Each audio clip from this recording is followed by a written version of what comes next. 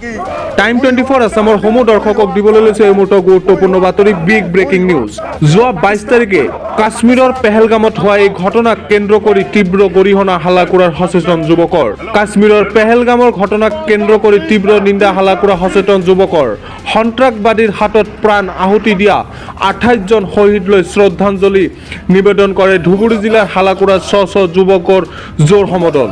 Halakura cinema হলৰ পৰা 17 নং ৰাষ্ট্ৰীয় ঘাইপথেৰে হালাকুৰা বজাৰলৈ যুৱকসকলে হাতে হাতে মোমবাতি আৰু পতাকা লৈ জোৰ সমদল উলিয়ায়।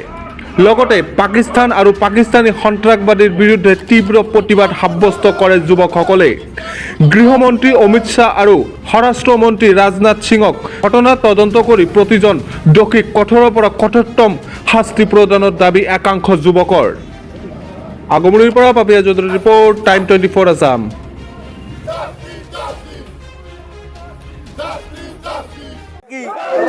ৰেলী করলো আমি এই কারণে যে 22 তারিখ মঙ্গলবার 2টামান বজাত আমার কাশ্মীরের পেহেলগামত যেটো ঘটনা হয়েছে বহুতে দুঃখজনক ঘটনা। এইটো সাধারণ মানুষের উপর টেররিস্ট অ্যাটাক করেছে, তো তার বিরুদ্ধে আমি প্রোটেস্ট করিলো।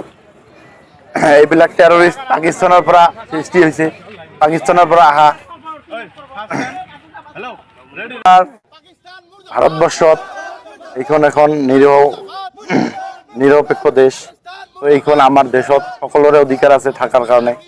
তো আজি পাকিস্তানৰ টেৰৰিষ্টে আমাৰ ভাৰতবৰ্ষৰ মানুহক জিজ্ঞাসা কৰে যে আপোনালোকে কি হিন্দু? যদি আপোনালোকে হিন্দু হয় তেনেহ'লে গুলিয়াই হত্যা কৰে। এইটো কেনেধৰণৰ টেৰৰিজম হয়? এইটো কিয় কৰিব লাগে? আমি ভাৰতবৰ্ষৰ ওপৰত যিয়ে বেলেগ বেয়া দুষ্কৃতিয়ে বেয়া নজৰ দিব তাক আমি প্ৰত্যাহাৰ কৰিম। আমালোকে আজি ভাৰতবৰ্ষত আমি যিসকল মানুহ আছোঁ সাধাৰণ মানুহ, আমাক আমাৰ সেনাবাহিনী যিমান আছে সেনাবাহিনী আমাক পুৰা প্ৰটেক্ট কৰি আছে, কিন্তু আমি সেনাবাহিনীক নালাগে আমাক। আমি আগত দেশৰ কাৰণে প্ৰাণ দিম, আমাৰ দেশ মাতৃৰ কাৰণে আমি প্ৰাণ দিম। আমাৰ হিন্দুত্ব আমাৰ মানুহৰ কাৰণে আমালোকে জীৱন দিবৰ কাৰণে ৰাজি আছোঁ। তো এই ধৰণৰ যিবিলাক ঘটনা হৈ আছে এইবিলাক যাতে নহয়। আমাৰ প্ৰধানমন্ত্ৰী ডাঙৰীয়া মহোদয়, গৃহমন্ত্ৰী আৰু ৰাজনাথ সিং ডাঙৰীয়া সকলোকে মই অনুৰোধ জনাইছোঁ এইটো কৰা একশ্যন ল'ব লাগে অতি সোনকালে। আমি নিউজত গম পাইছোঁ যে ইতিমধ্যে ছয়টো মানে উগ্ৰপন্থী নিহত কৰিছে। তো এইটো আমাৰ বাবে খুবেই ভাল এটা খবৰ। তো এইটো নহয়, কাৰণ প্ৰতি উত্তৰ আমি লোকে যদি নকৰোঁ তেনেহ'লে নেক্সটত আৰু ইয়াতকৈ ভয়ংকৰ মানে কৰিবলৈ চেষ্টা কৰিব উগ্ৰবাদীয়ে।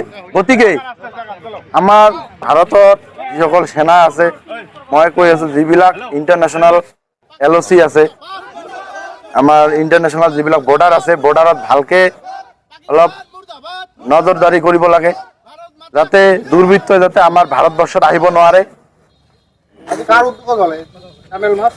এইটো কাৰো উদ্যোগ নহয়, এইটো আমি সব ষ্টুডেণ্ট আমি সব ভাৰতীয় হিচাপে ভাৰতৰ নাগৰিক হিচাপে আমালোকে এইটো প্ৰটেষ্ট কৰিলোঁ। কাৰণ এইটো আজি তাতে হৈছে, আজি ইয়াতে হ'ব, কালি তাতে হ'ব, মানে বহুত ঘটনা হৈ আছে। আজি ৱেষ্ট বেংগলত যিটো ঘটনা হৈ আছে এইবিলাকতো টেৰৰিষ্টৰ মানুহ আহে আমাৰ ইণ্ডিয়াত, আহি এইবিলাক উৎপাত সৃষ্টি কৰে।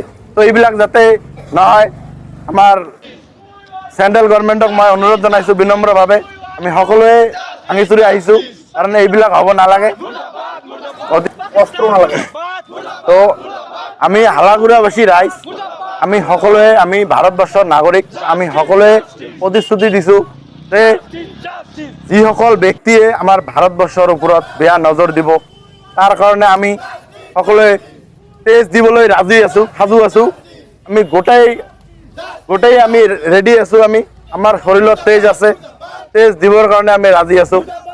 আমাৰ মাতৃৰ কাৰণে, ভাৰত মাতাৰ কাৰণে আমাৰ প্ৰাণ যদিও গুচি যায় তবুও আমাৰ কোনো সমস্যা নাই। তো এতিয়া দেশ ৰক্ষাৰ কাৰণে আমি সকলোৱে ভাঙি চুৰি আহিছো সকলোৱে সাজি আহিছো ভাৰত মাতা কি